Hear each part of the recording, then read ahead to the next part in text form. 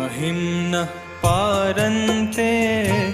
परमविदुषो यद्य सदृशी स्तुतिर्ब्रह्मादीनामपि तदवसन्नास्त्वयि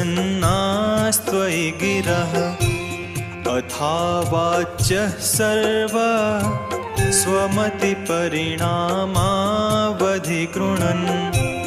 ममाप्येष स्तोत्रे हरनिरपवादः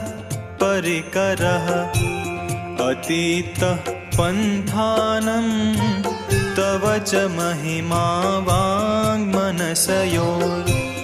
अतद्व्यावृत्यायं चकितमभिधत्ते श्रुतिरपि सकस्य स्तोतव्यः कतिविधगुणः कस्य विषयः